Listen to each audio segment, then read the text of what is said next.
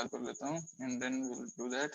Penetration testing आप लोगों को जहां तक मैंने कल भी बताया था कि ये एक कला है, ये एक आर्ट है जो आपका वल्नरेबिलिटी को फाइंड करने के लिए बेसिकली दोनों प्रकार का जो टेस्टिंग होता है, वल्नरेबिलिटी टेस्टिंग और पेनिट्रेशन टेस्टिंग, जैसा आपके सिलेबस में भी लिखा हुआ है, ये दोनों लगभग एक प्रकार के जैसे ही हैं। अगर आप ध्यान देखोगे, अगर आप सबसेट बोलोगे तो ये आप बोल सकते हो कि पेनिट्रेशन टेस्टिंग के अंदर में ही वल्नरेबिलिटी टेस्टिंग भी होता है।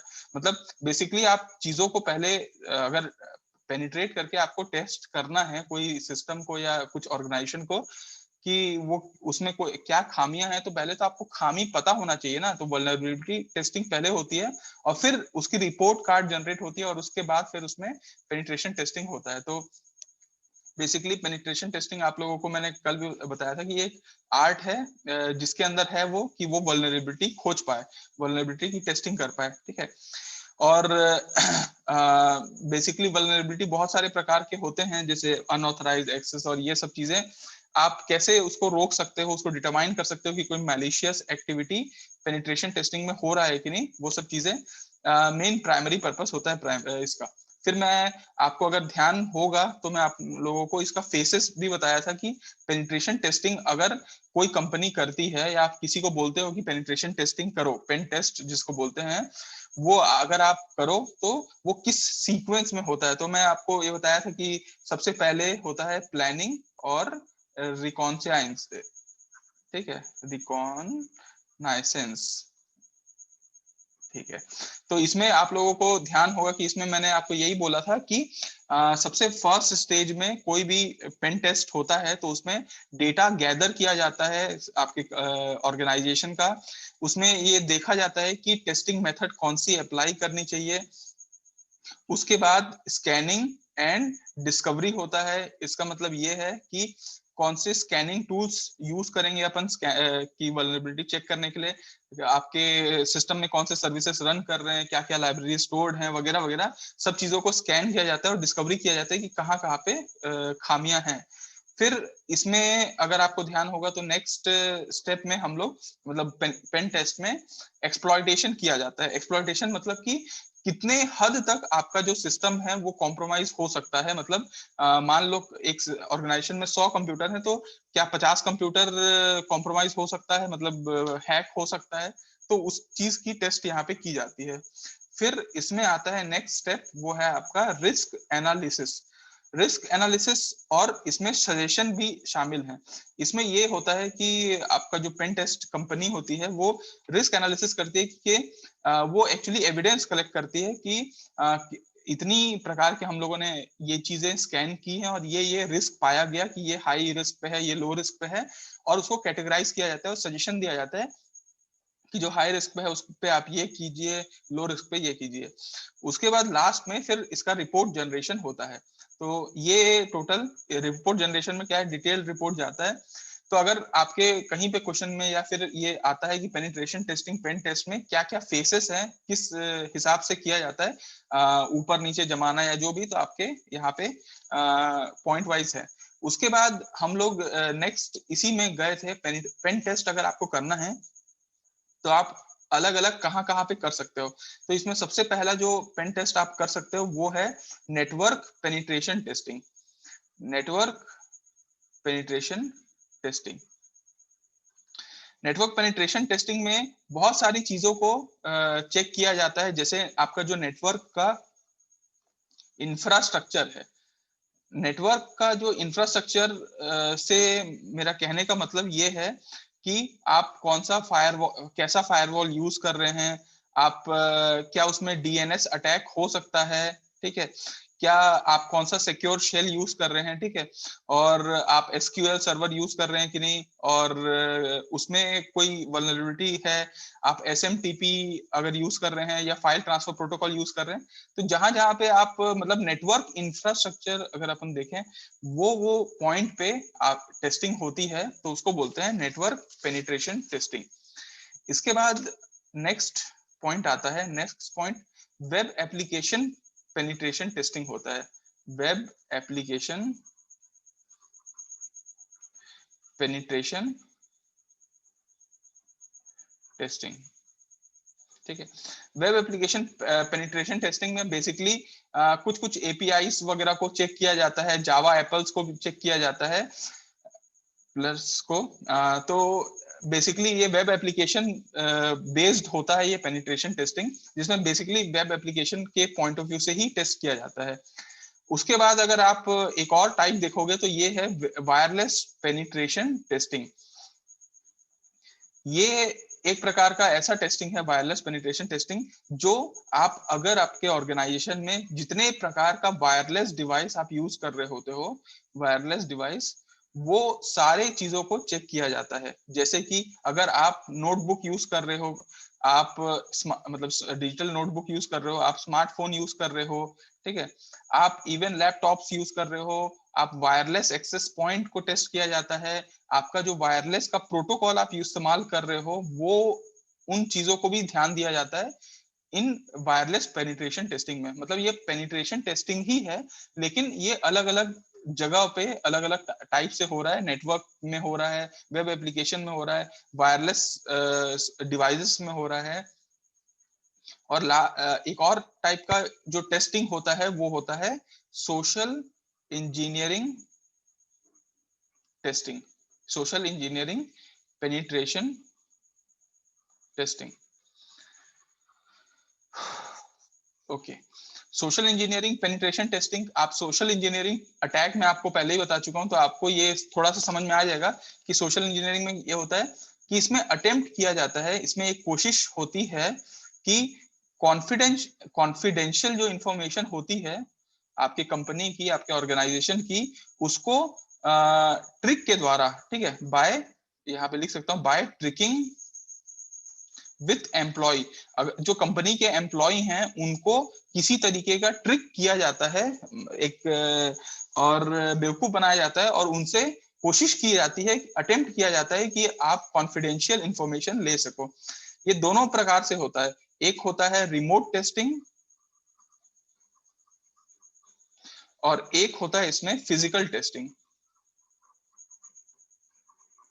रिमोट टेस्टिंग का मतलब ये है कि नॉर्मली जैसा सोशल इंजीनियरिंग होता है कि वाया आपको, आप कंपनी के एम्प्लॉय हो, आपको ईमेल आएगा कंपनी, और या तो आपको एसएमएस आएगा, और आपको वैसे ही एक ट्रैप में फंसाया जाएगा, और आप उस ट्रैप में फंस जाते हो, तो उनका टेस्ट सक्सेसफुल हो जाता है कि भैया आप तो यहाँ पे आपका लूप एंड होल्स है। और दूसरा फिजिकल टेस्टिंग थोड़ा ज्यादा खतरनाक होता है। इसमें क्या होता है कि इसमें एम्प्लॉय को थ्रेट किया जाता है, थ्रेट एन एम्प्लॉय, उनको कई बार ऐसा भी हो सकता है कि उसमें ब्लैकमेल भी किया जाता है कि भैया आपको ये हो जाएगा, आप इस ऑर्गेनाइजेशन का पासवर्ड और ये दे दो, और वगैरह वगैरह। तो वो सिर्फ इसलिए किया जाता है कि वो बेसिकली आपका सिस्टम का, आपका ऑर्गेनाइजेशन का वो खामियां देखना चाह रहे हैं कि कहाँ कहाँ पे खामियां हैं। कोई अगर बाहरी व्यक्ति आपसे करेगा तो आप यहाँ पे उगल दोगे। तो ये सब जो सोशल इंजीनियरिंग टाइप के पेनिट्रेशन टेस्टिंग है। इसके बाद नेक्स्ट आता है लास्ट जो है, वो है आपका क्लाइंट साइड पेनिट्रेशन टेस्टिंग।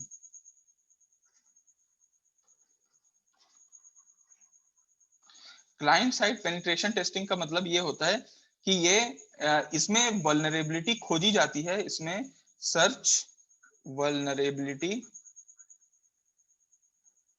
इन क्लाइंट साइड प्रोग्राम। ठीक है, जो क्लाइंट आपके हैं, क्लाइंट साइड प्रोग्राम जो यूज कर रहे हैं, उसमें खामियां देखी जाती है, जैसे कि कौन सा वेब ब्राउजर यूज हो रहा है, वगैरह वगैरह। वो सब चीजों से भी इसमें, मतलब क्लाइंट साइड के तरफ से अपन देखते हैं कि कहाँ पे खामी हो सकता है।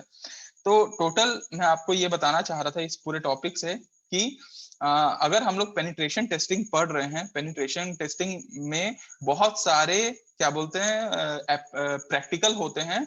अभी मैं आपको थ्योरी पढ़ा रहा हूँ, उसमें प्रैक्टिकल अगर हम लोग इसमें परफॉर्म कर पाए तो, नहीं तो आपको मैं एक वीडियो के माध्यम से भी इसको बताना चाहूंगा, और आप उससे, मतलब मैं आपको एक उंगली दे दूंगा, तो आप कोशिश है कि आप उसमें जो खुद से मेहनत करके पूरा हाथ पकड़ सकता है। ठीक है, तो आपको मैं पहले एक थ्योरी बता देता हूँ कि पेनिट्रेशन टेस्टिंग ऐसा ऐसा होता है, अपन पेन टेस्ट ऐसा करते हैं नेटवर्क में, ये वो।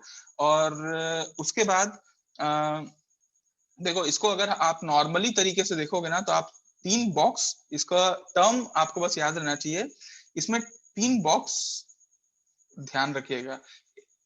जब भी कोई पेन टेस्ट होता है तो उसमें बेसिकली एक बोलते हैं black box testing, black box testing,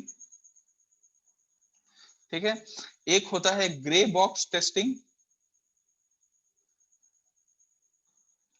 और एक होता है व्हाइट बॉक्स टेस्टिंग। तो ये 3 प्रकार के टेस्टिंग होते हैं।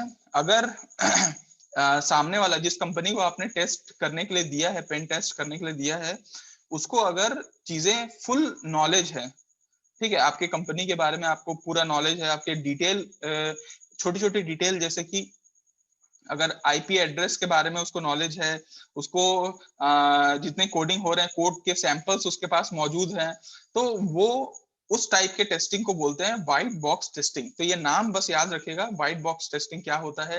ब्लैक बॉक्स टेस्टिंग का मतलब होता है कि जब सामने वाले को बिल्कुल भी नॉलेज नहीं है, जब जीरो नॉलेज है टेस्टर को और वो फिर अपना पेन टेस्ट करने की कोशिश कर रहा है, तो उस टाइप के टेस्ट को ब्लैक बॉक्स टेस्टिंग कहा जाता है। और ग्रे बॉक्स टेस्टिंग होता है सम नॉलेज, सिर्फ कुछ नॉलेज लेने के बाद वो आपका, जैसे सिर्फ कंपनी का उसको यूआरएल पता है और उसके बेसिस पे फिर वो आगे पूरा पेनिट्रेशन टेस्टिंग करने की कोशिश कर रहा है, तो वो ग्रे बॉक्स टेस्टिंग कहलाता है। तो ये 3 जो टर्म है वो आप लोग ध्यान रखिएगा, ब्लैक बॉक्स, ग्रे बॉक्स और आपका व्हाइट बॉक्स टेस्टिंग, ठीक है। अब इसी में मैं आपको थोड़ा सा, क्योंकि ये सब ना टर्म्स का खेल है, आपको टर्म्स पता होना चाहिए बेसिकली, तो इसमें आपको 2 टाइप का और मैं आपको बताना चाहता हूँ। ये है आपका, इसमें एक टर्म आता है जिसको बोलते हैं external penetration testing, external penetration testing. Okay, external penetration testing का मतलब ये है कि जो चीजें मतलब ये ऐसे टाइप का टेस्ट है जो, जिनका जो जैसे एक कंपनी है, ठीक है, तो उसके कुछ एसेट्स आपके अवेलेबल हैं इंटरनेट में, ठीक है, तो उनको टारगेट किया जाता है। मतलब एक्सटर्नल पेनिट्रेशन टेस्टिंग में होता क्या है बेसिकली, कि इसमें टारगेट किया जाता है assets of company, assets of company which are available, which are available on internet. जो भी चीज आपके कंपनी का इंटरनेट में मौजूद है, वो उस एसेट के बेसिस पे वो टारगेट किया जाता है। इसको बोलते हैं एक्सटर्नल पेनिट्रेशन टेस्टिंग। जैसे कि इंटरनेट में आपका वेबसाइट मौजूद है, आपका ईमेल आईडी मौजूद है, आपका डीएनएस मौजूद है वहां पे, तो आप इतने बेसिस पे अगर आप टेस्टिंग कर रहे हो तो वो एक्सटर्नल पेनिट्रेशन टेस्टिंग कहलाता है। और जब इंटरनल पेनिट्रेशन टेस्टिंग इसी का जस्ट उल्टा होता है, जब आप कंपनी के अंदर में हो और आप अंदर में ही आप उसको टारगेट किए जा रहे हो, तो उसको इंटरनल पेनिट्रेशन टेस्टिंग कहते हैं। इसी में बहुत सारे अलग अलग टाइप के होते हैं, जैसे ब्लाइंड टेस्ट भी होता है, जब मतलब इन द सेंस कि आधे लोगों को पता होता है टेस्ट के बारे में, आधे लोगों को ऑर्गेनाइजेशन में नहीं पता होता। जैसे एक इसी में आगे आता है double blind test testing, double blind test testing. इसमें क्या होता है कि इसमें सिर्फ कंपनी, कभी अपन कोई बड़ी कंपनी है और उसमें पेनिट्रेशन टेस्टिंग हो रहा है, उसकी वल्नरेबिलिटी को चेक की जा रही है, और सिर्फ ओनली 1 और 2, सिर्फ 1 या 2 लोगों को ही, पीपल को ऑर्गेनाइजेशन में पता है कि यहाँ पे टेस्ट हो रहा है, तो उस टाइप के टेस्टिंग को डबल ब्लाइंड टेस्ट बोलते हैं। तो मोस्टली अपन को आपके जैसा सिलेबस में लिखा हुआ है कि आपको बेसिक अंडरस्टैंडिंग होनी चाहिए पेनिट्रेशन टेस्टिंग का। तो आई होप आप लोगों को ये चीज क्लियर हुई होगी। मैं इसमें आपको एक और चीज बता देता हूँ कि ये पेनिट्रेशन टेस्टिंग किस किस टूल्स के द्वारा हो सकता है। तो बहुत सारे ऐसे टूल हैं जिसके द्वारा पेनिट्रेशन टेस्टिंग हो सकता है। उसमें आपका कुछ नाम स्पेशली हैं, जैसे वायर शार्क है, ठीक है, वायर शार्क को ध्यान रखिएगा। इसमें आपको एन मैप करके एक है टेस्टिंग टूल है। आप मेटास्प्लॉइट अगर आप देखना चाहें तो मेटास्प्लॉइट एक है, और इसमें नेसस करके एक है, नेसस, और एक और याद रखिएगा ओपन एसएसएल। ये एक ऐसे टूल्स हैं जिसके द्वारा कोई भी पेनिट्रेशन टेस्टिंग होती है।